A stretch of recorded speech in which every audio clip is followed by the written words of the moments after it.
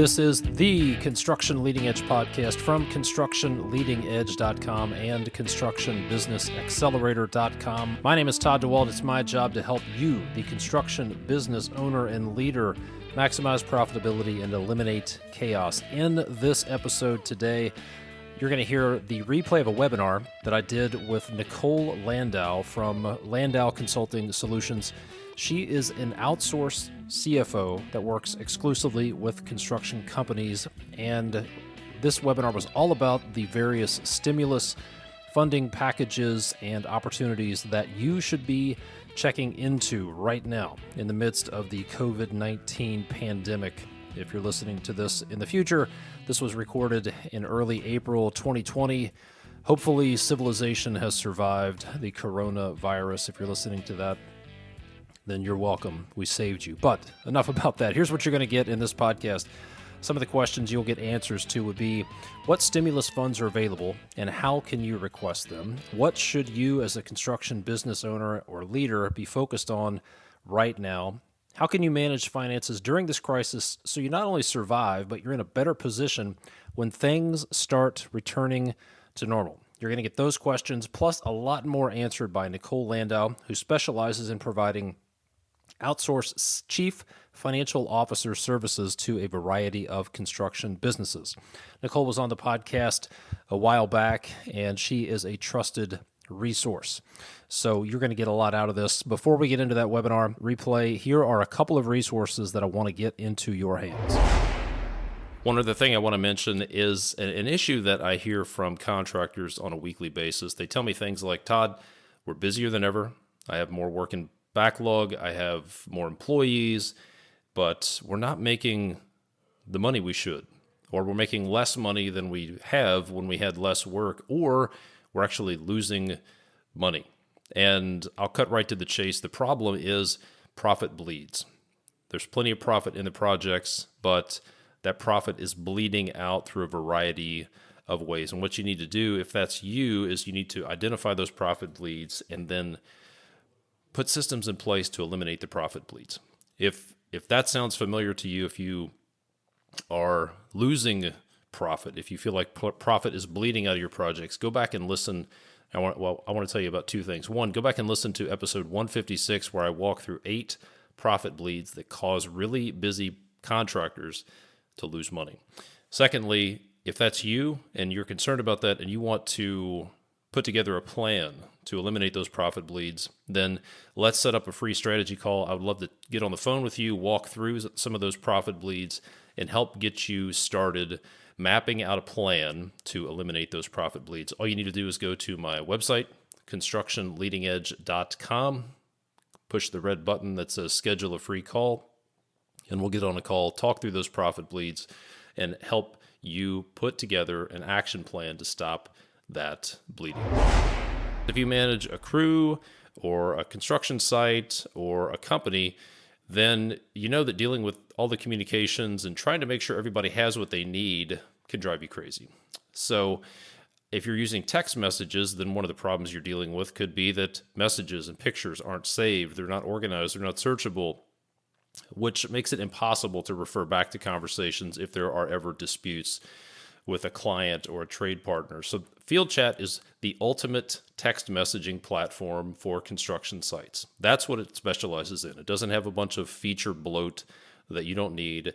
It is a text messaging platform specifically designed for construction sites.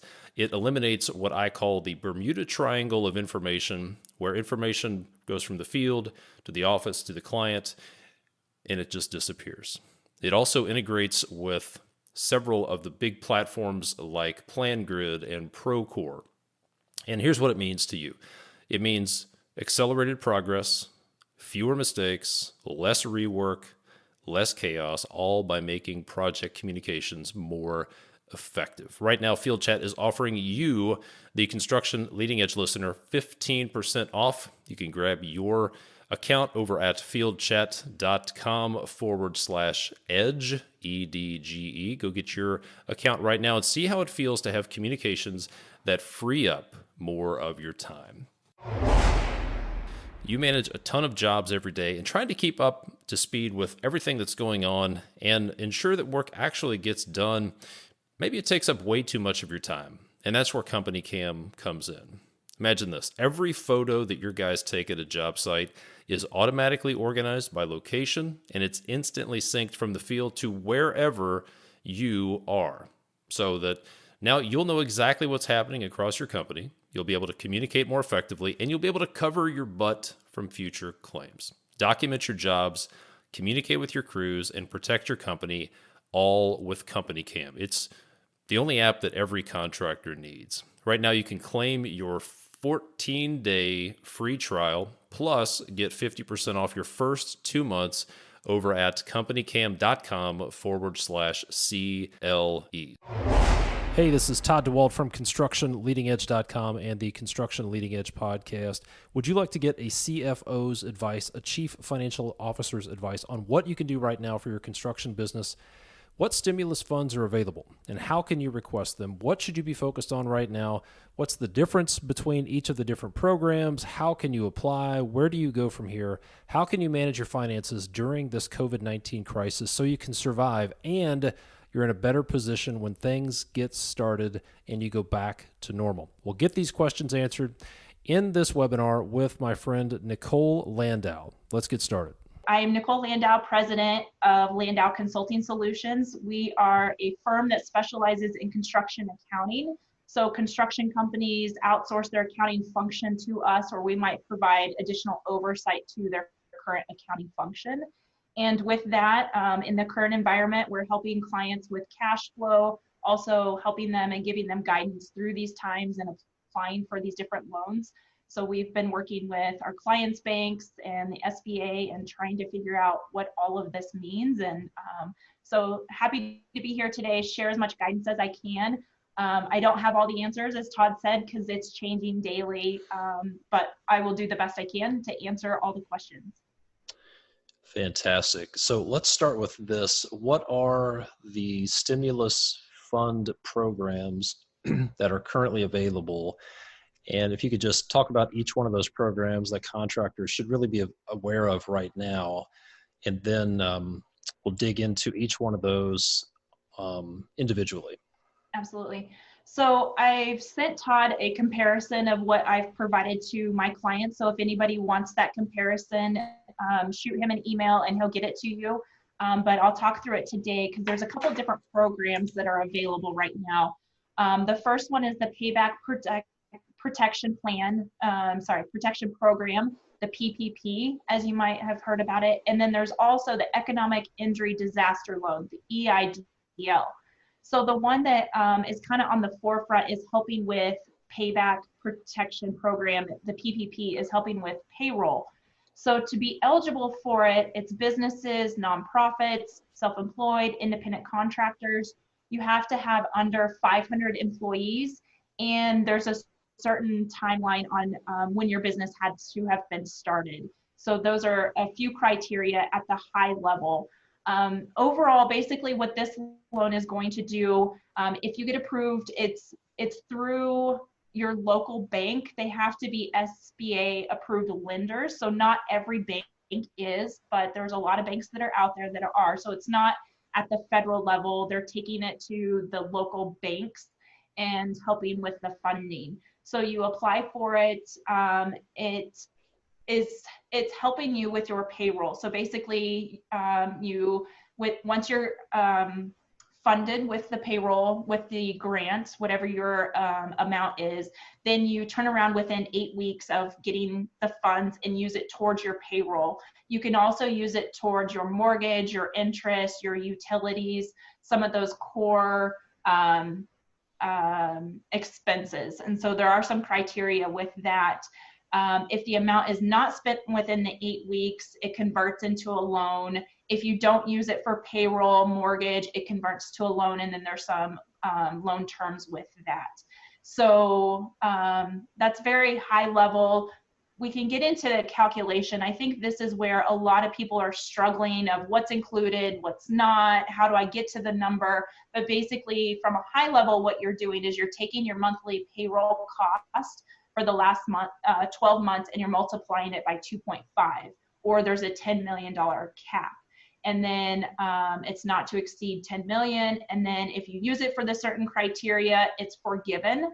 So if you don't, like I said earlier, it gets converted into a loan. I don't know if there's specific questions within that. That's very high level, Todd, if we want to dig into that first. Well, let's go through the other programs as well. And then let's talk about, well, let's pause there actually. On that program, what are the next steps for folks who are interested in applying? Where do they go? So reach out to your local bank first, who you already have a relationship with. Find out if they're SBA approved, and they'll tell you, and you probably have been receiving information from them already. Most of the banks are sending emails saying, yes, we're approved, we're taking the application, here's what you need to do. But if you haven't seen anything, reach out to your local bank and ask them if they are a lender. And if not, there's other options, but I would start with your bank first. What we're seeing with the banks is they want you to have a relationship with them. So let's say the smaller bank, if they're SBA approved, they might not take your application because they want the whole relationship. They want the business relationship. They want your checking account. Sometimes they want you to have a line of credit. So even within your local bank, you might not meet all the criteria with who you already have a relationship with. So I would start with your bank first and find out what their application process is. The SBA opened up the PPP loan on Friday, and even by Monday, the loan application had already changed. So there's a lot of back and forth, what's required, and each bank is different. So go to them first, get the application, fill out the application, and ask them what else is being required. Some are asking for supporting documentation. Others don't even know what's going on right now. They're just taking the applications and they're coming back later and saying, here are the reports that we need to support it. So it varies by bank. And what sort of reports should somebody have available to fill this application out? To fill out the application, you need to know like your EIN number, owner percentage. So if you have multiple owners, you need to know their percentage. They're each going to have to sign off. There's a list of questions as if it was a regular loan. Have you been convicted in the last 7 years? Some of those legal questions that you're going to have to fill out and sign. And then you're also going to have to provide your payroll, your average payroll. And some banks are asking for support for that right now. Some are not. And if they do, you need to have your payroll ready for them. So they might ask for 2019 payroll records. What was your entire payroll? And then what was it on a monthly basis? Some banks are also asking for your quarterly reports. And so they might ask for a 940, a 941 form. So have those payroll reports ready as well. Got it. Good stuff. And then Brian Anderson just posted a comment from Bank of America. Gather documentation about your small business that may be needed, including a payroll report for the full year, a payroll report for 2020 through February 15th by employee, and independent contractor costs for 2019. Yeah, good stuff. What about time frame? The reason they're wanting to see by employee is because any salary over $100,000 gets excluded. So then you need to make adjustments for those salaries that are over $100,000. So that's where that comes in that Brian was talking about. Got it. Makes sense. And what's the time frame? What's the turnaround time on approval and receiving funding? I wish I had that answer. Right now, we're seeing a few banks that are funding. There's not many right now. Some of the larger banks aren't even taking applications right now. They just don't have it together. So there's not a magical formula saying this is when it is. I would get everything in and ask your bank, work with your bank, your lender, and say, kind of what's the timing, just check in with them. But I don't have a good answer on that one. Yeah, so for you folks who are listening and watching the webinar, if you have any feedback, if you've received any kind of guidance on turnaround time, if you could put that in the chat box there as well, that would be helpful. Okay. All right. So we'll come back and answer questions about all these programs in a few moments. But if you could go through the other stimulus programs, give a general overview of those programs too, please. Yep. So the next one is the EIDL. It's the Economic Injury Disaster Loan. So the criteria for that is you have to be in a business for at least 1 year or longer, less than 500 employees. You have to show proof of financial hardship, so loss of sales, revenue. You will also have to have 3 years P&L and tax return. And then this one is also going to have a personal guarantee with it, required above $200,000, where the PPP, it's not a personal guarantee that's required on it. It can be forgiven.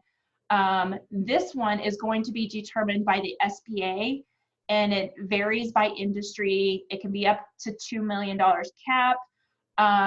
The loan forgiveness is not available on this one, but one of the other things under this loan is the $10,000 grant that's available within 3 days. It's called an emergency grant. It's $10,000, and it's not exactly 10,000. There's a calculation. That calculation is still up in the air. I haven't seen great guidance, and I haven't seen anybody that's been funded with this one yet. With the PPP, we are starting to see banks fund that loan, but this one we're not seeing it yet.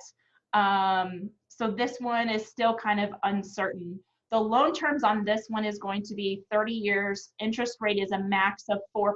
So for businesses, it's going to be 3.75%. And the loan has a little bit more coverage. It can also cover operating expenses and other costs. It's not just for payroll and your mortgage and your utilities.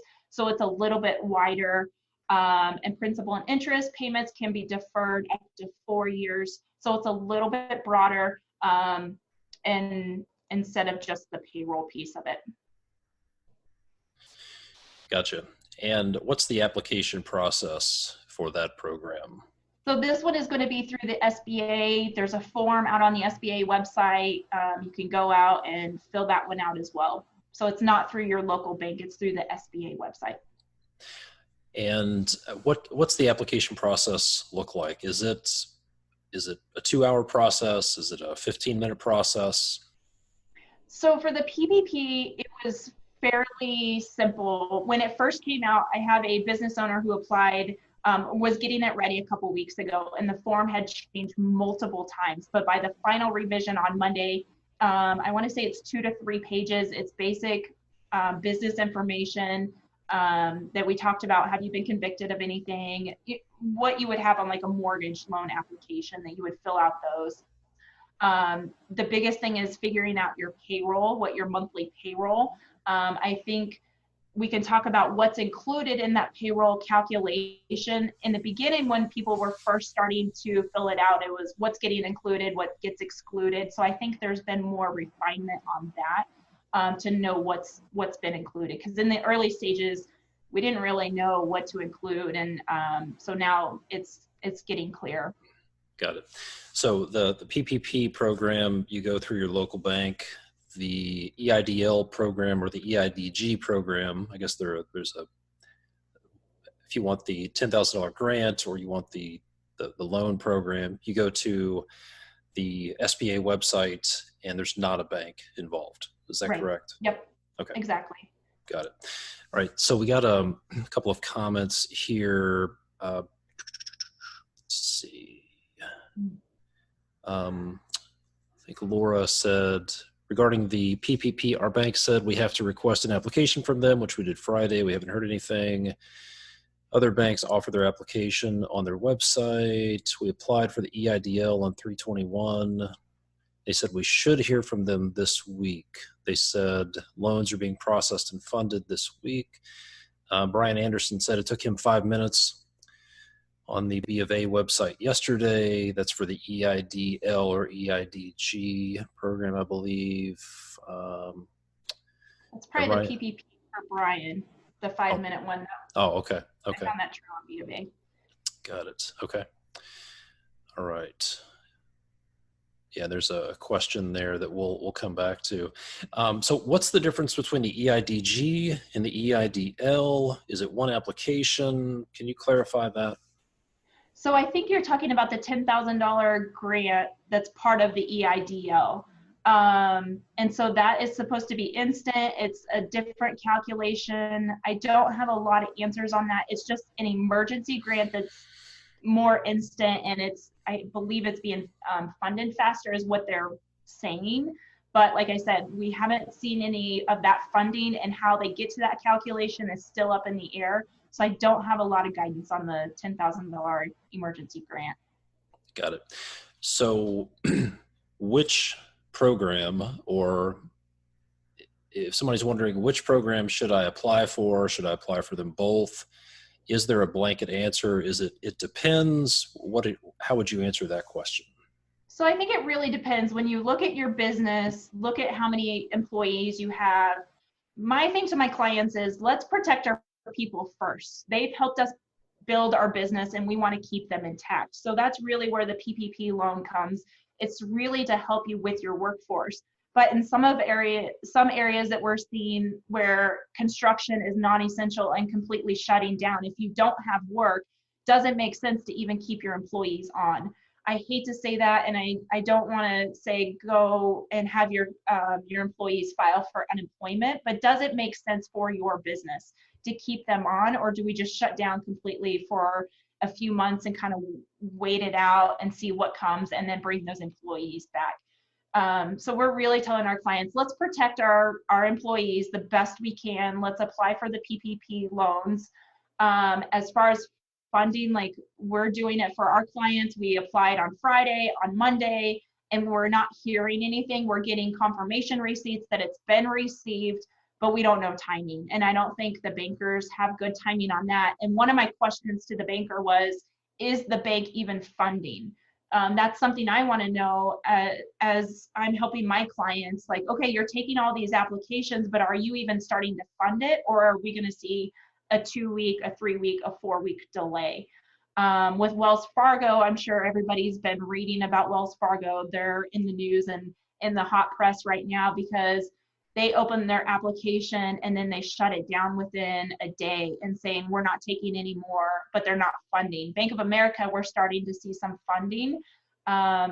So I don't have a great answer. I like the PPP loan because it can be forgiven, where the EIDL, it turns into a loan. So if you already have lines of credits, if you already have debt outstanding, doesn't make sense to take on more. It might be a more favorable interest rate, but let's go for the PPP first and take a look at that. But it really depends on every business situation.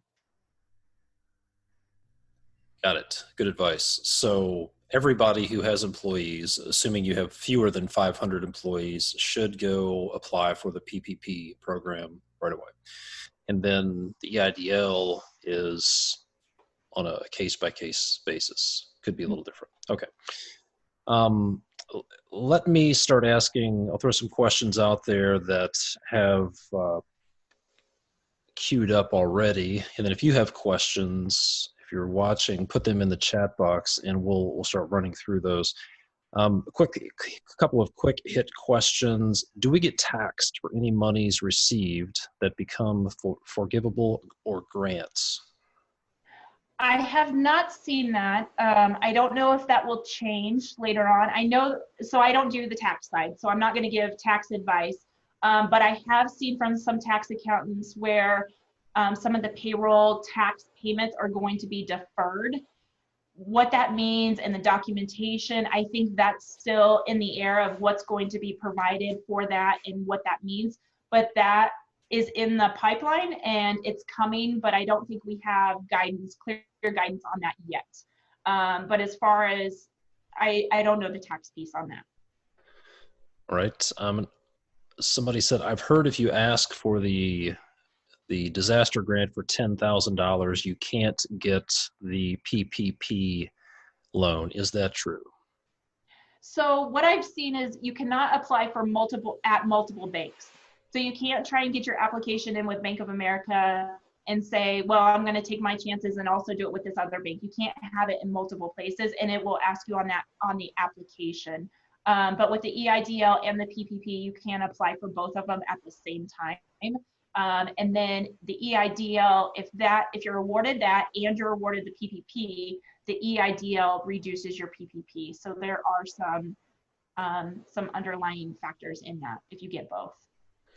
Got it. All right. So here's a question. If approved for both the PPP and the disaster loan, understanding that if properly used, they can be forgiven, how would you recommend tracking spending so you can justify the expenses for both loans? Because expense tracking is important. And this specific question was, would you recommend opening 2 separate checking accounts to track spending so you can justify the expenses? So the general question would be, can you talk about the expenses, the tracking of expenses with regard to with these programs, and what should people do?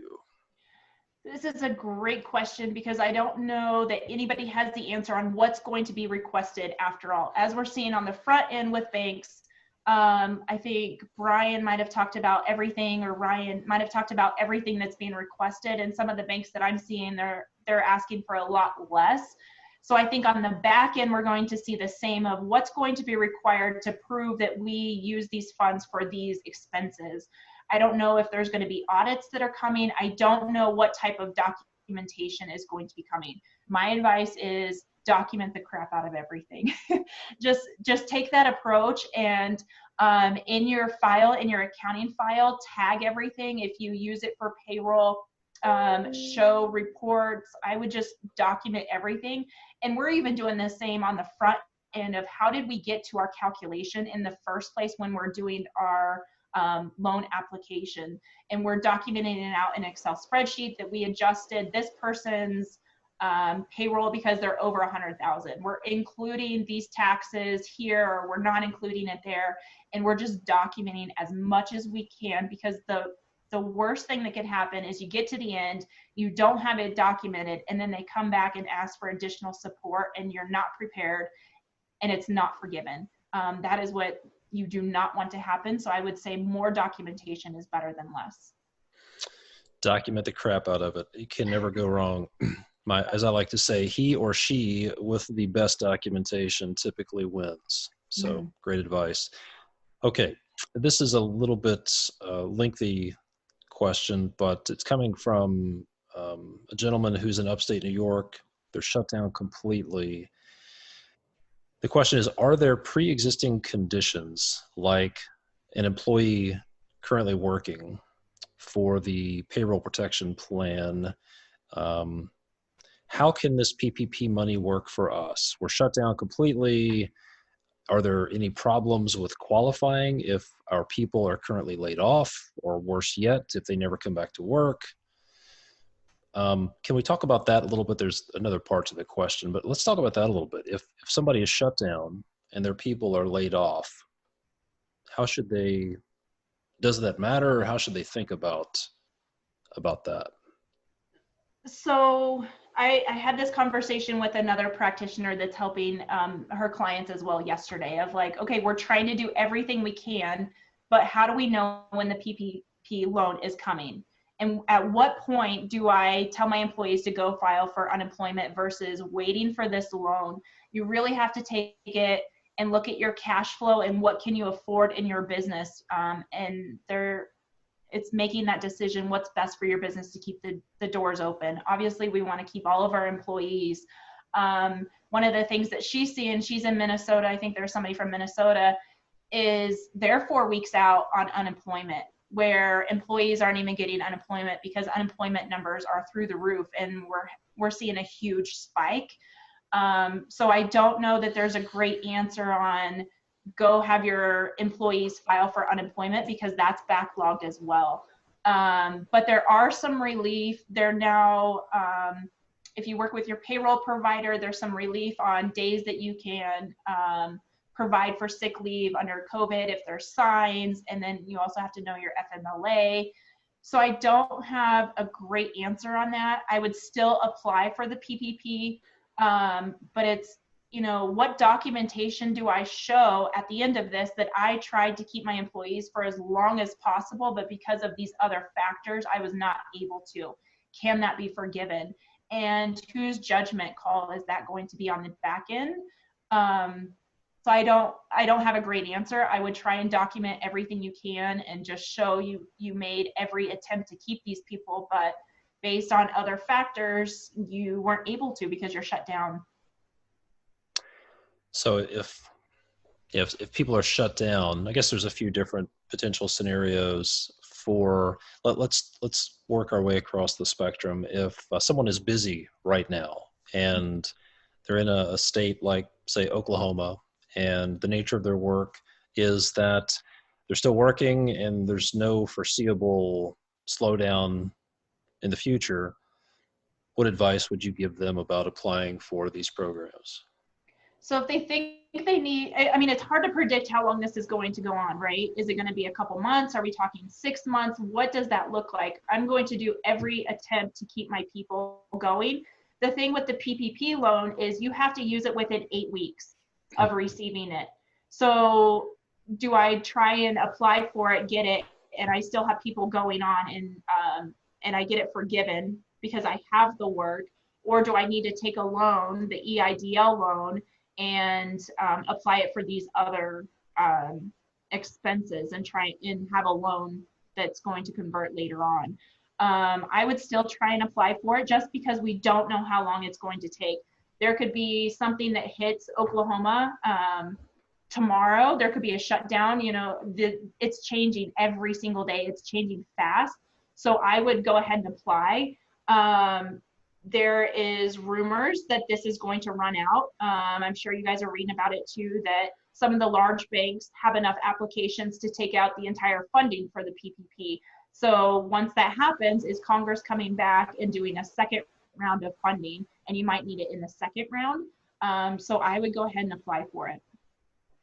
Got it. And then for the folks who are on the worst case scenario, they've been shut down for a few weeks now, they've laid off their employees, and they're at a standstill. What advice would you give to them? They probably wouldn't be able to qualify for the PPP if they don't have work and they can't continue with their payroll. I would have their employees file for unemployment, go ahead and take that step and get that going.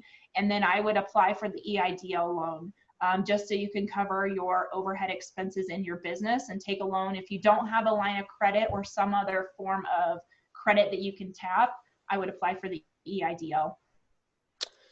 Got it. And we'll get to some specific questions about these programs, but outside of the stimulus programs, what other guidance are you giving to folks? What else should people really be focused on right now to get through this, regardless of where they're at on that spectrum? So I'm really telling clients to focus on their cash flow. What is our current state? How much do we have left? Like right now, cash is king. It doesn't matter about anything else. You have to have cash in the bank. And so are there projects that you can continue with to build? So it's reaching out to your current clients. Are they saying, yep, we still have the monies, we're going to keep going, let's keep doing it, and we can still build? So doing projects where you can.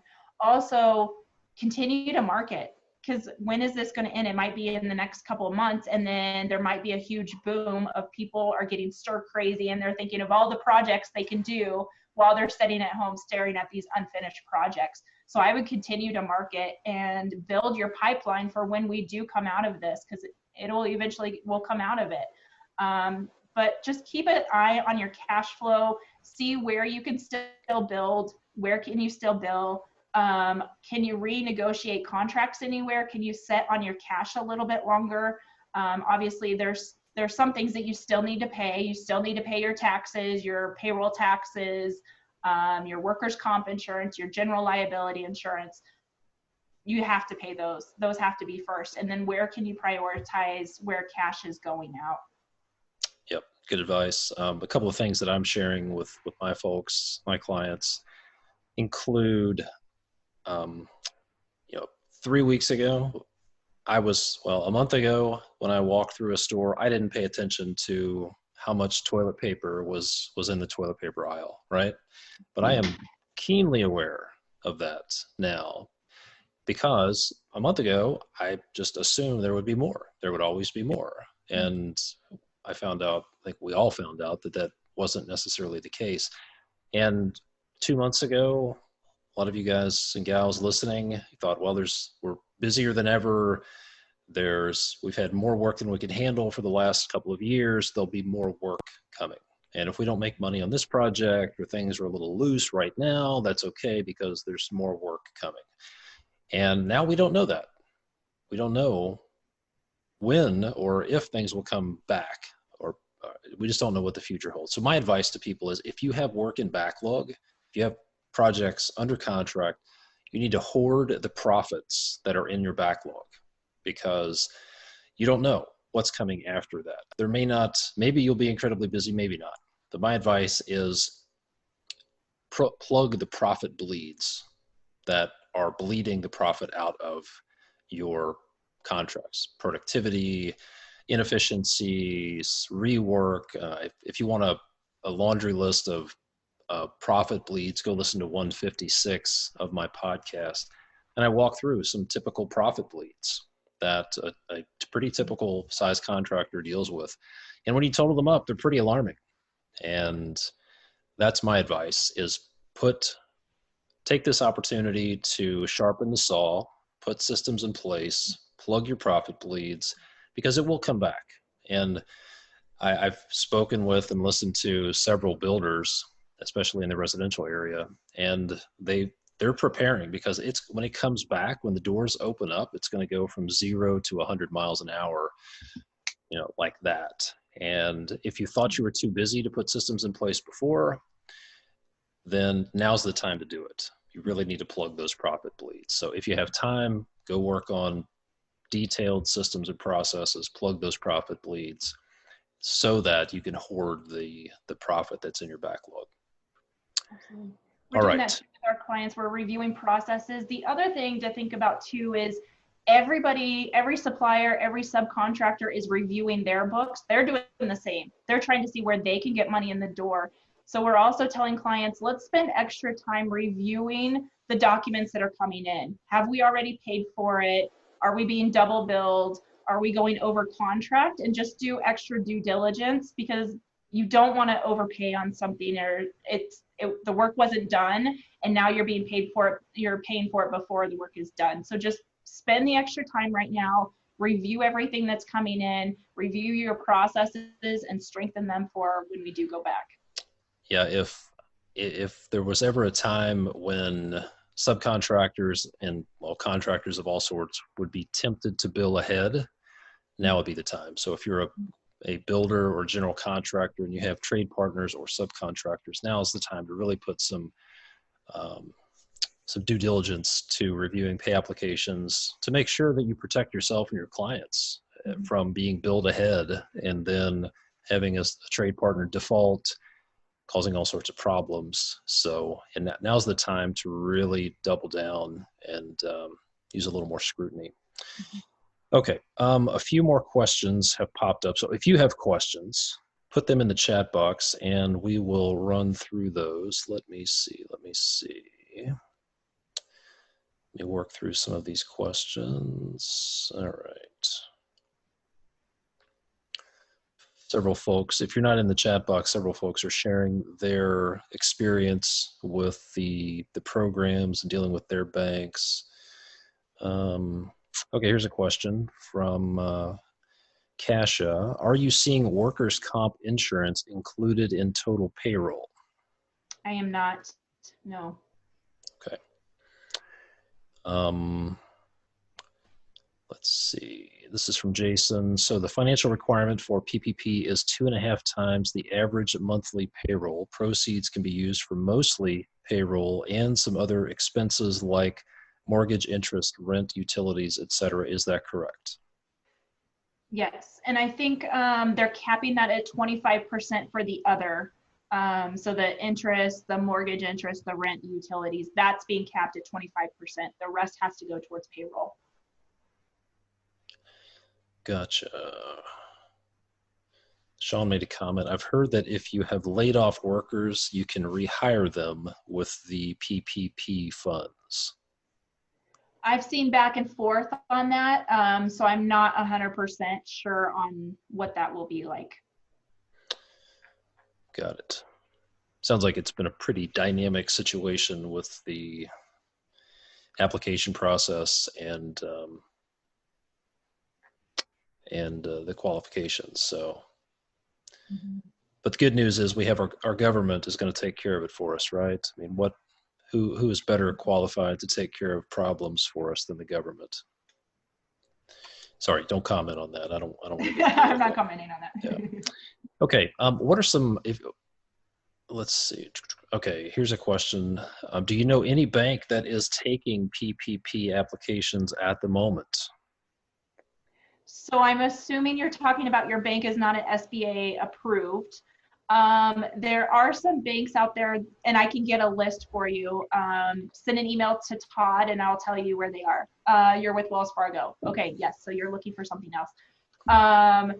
I will get a list for you.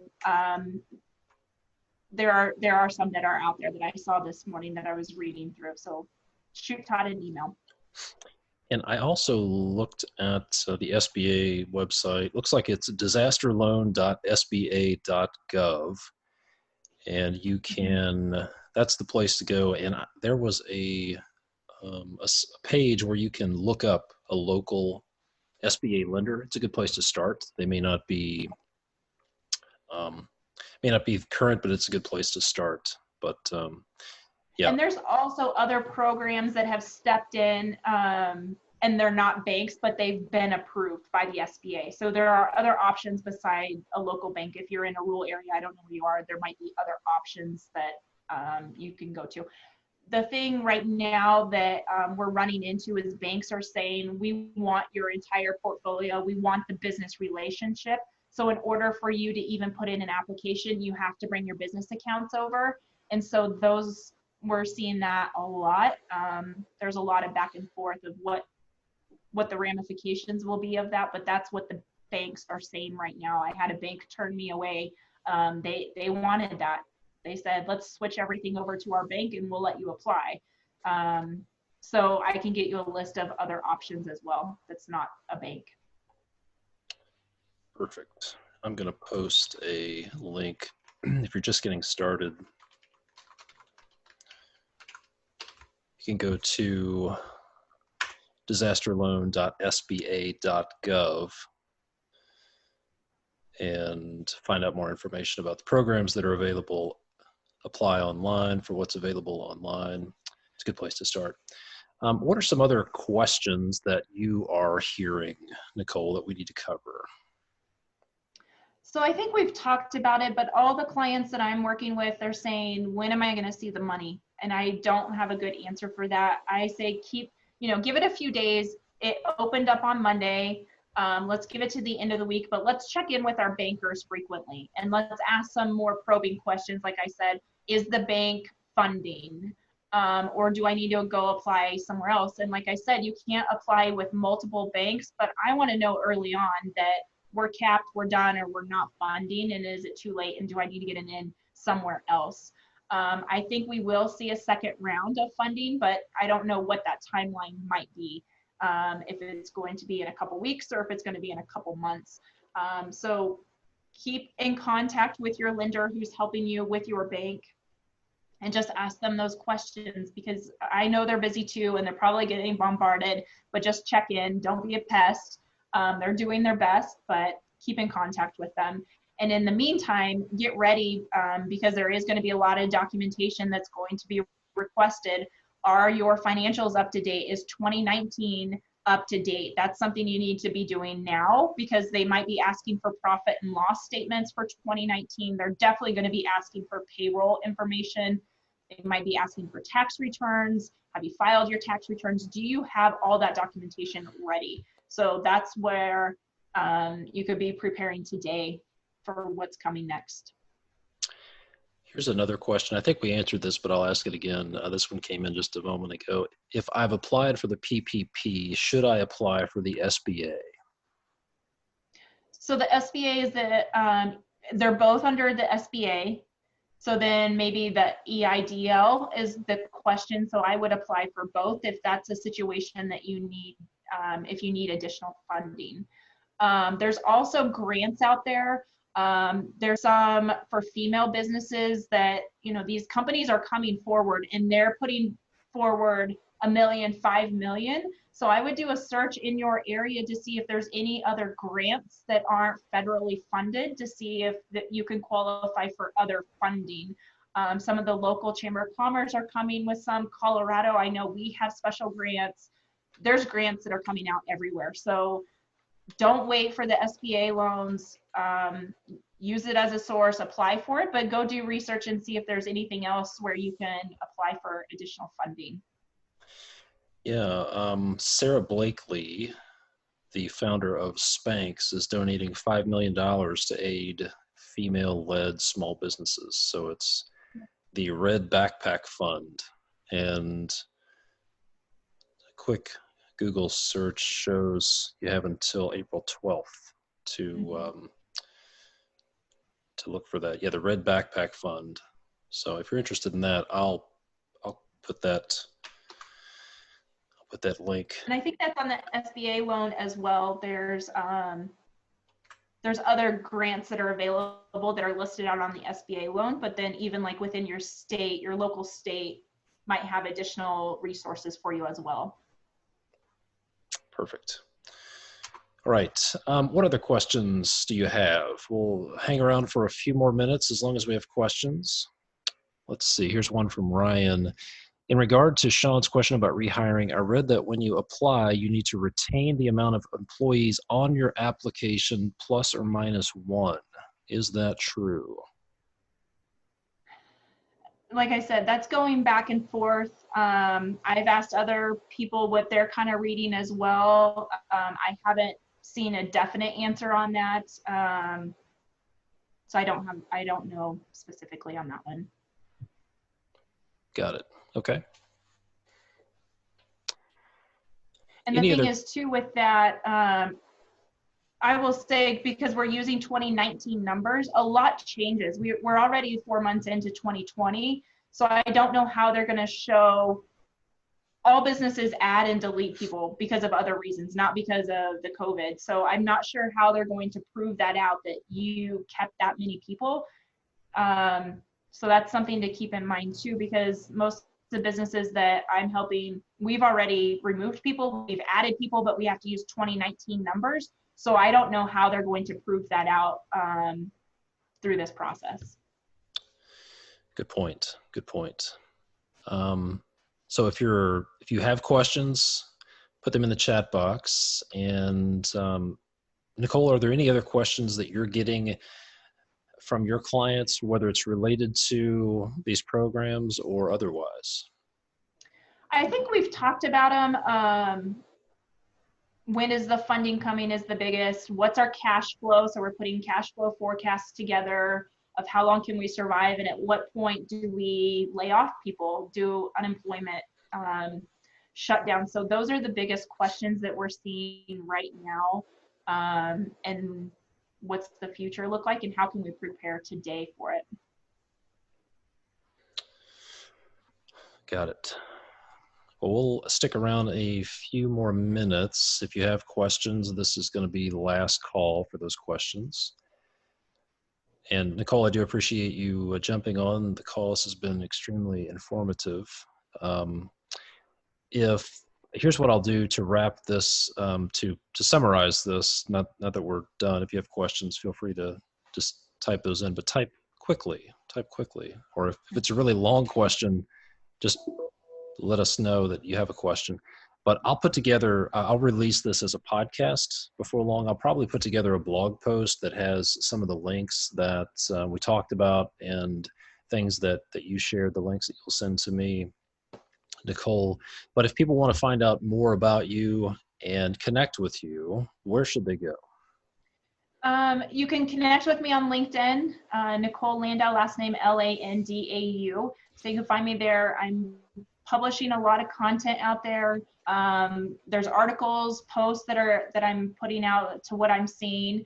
But you can also go to my website, www.landau, Landau,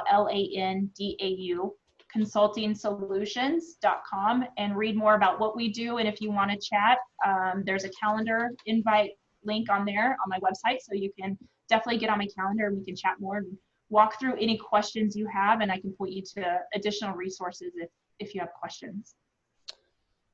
Fantastic. Let's see, a question just came in. What's the deadline to apply for the PPP for this round of funding? I want to say it's June. I wouldn't wait that long because it will definitely be done. I think funding will be out soon. I think it will end before we hit the June deadline. I want to say June 20th is the date. Is there any reason to delay? Are there any cards that need to be played potentially, or should people just go ahead and, if they have employees, is it as simple as, yes, you should go ahead and apply? I would, especially in the current environment with construction, it's so volatile right now. I would just go ahead and apply because we're seeing every day there's updates on what's essential, what's not essential, what's shutting down. I think we'll be seeing a big slowdown in the industry, so I would go ahead and apply. Good advice. All right, there's a couple of links here that ended up not making it into the chat, so I'll post those. And then last call, if you have questions, put those in the chat box. Otherwise, we'll wrap this up in the next 30 seconds or so. And if you do have questions that come up after this, you can reach out to me. I'll put my email address in here as well. Todd@constructionleadingedge.com. And yeah, if you want to talk about, I would encourage you to reach out to Nicole, set up a call. If you're a business owner, at a certain point, you need to have a financial advisor. And Nicole operates as a virtual CFO, and she'll fill in the gap between your bookkeeper and your CPA.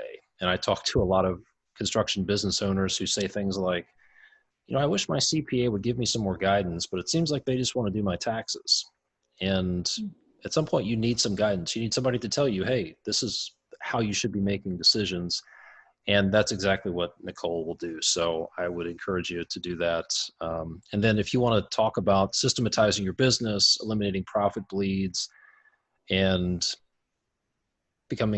getting your business where you want it to be, I'd be happy to talk with you as well. You can go to my website, constructionleadingedge.com. There's a red button that says schedule a free call, and I'd love to chat with you. So we will wrap this up. Again, Nicole, thanks so much. This has been extremely helpful. Thanks, Todd. My pleasure.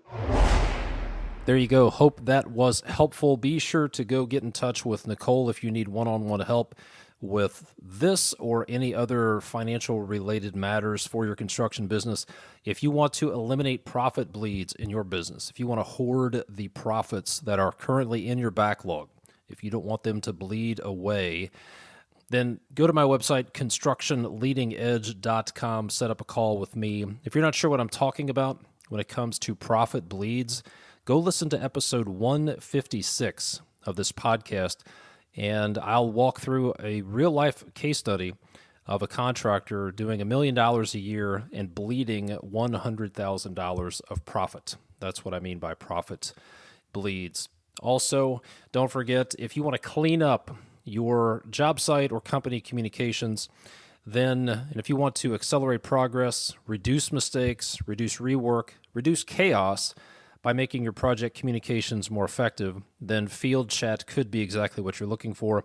And good news right now, Field Chat's offering you, the Construction Leading Edge podcast listener, 15% off. Just go to fieldchat.com/edge to check it out and see how it feels to have communications that free up more of your time. And then be sure to check out Company Cam as well. With Company Cam, there's no more second guessing what's getting done or pestering your crews to send you pictures. Every photo your guys take at the job is automatically organized by location and instantly synced from the field to wherever you are. Now you'll know exactly what's happening across your company. You can claim your free 14-day trial right now, plus get 50% off your first 2 months over at companycam.com/CLE. And as always, I appreciate the ratings and the reviews. If you get some value out of this episode or any other episode of the podcast, if you could do me a favor, take a moment and leave a rating or a review on the podcast player of your choice. That helps it get out there to other people. And if you know of somebody who would get some value out of this, maybe they're an aspiring business owner or a leader, somebody who's just passionate about construction, if you could take a moment, send them a text and say, hey, you need to check out this podcast. It's not only on podcast players like Apple Podcasts, Spotify, Stitcher, Google Play, but it's also on YouTube. Did you know that the Construction Leading Edge podcast is on YouTube? So check it out. I appreciate it. Thanks for listening. Hopefully this helped. We're going to get through this together. And if there's anything I can do for you, I'd love to chat with you. You can go to constructionleadingedge.com and click the red button that says schedule your free call. I'd love to help you out and do whatever I can for you during these tough times. Thanks for listening. My name is Todd DeWalt. I'll see you next time.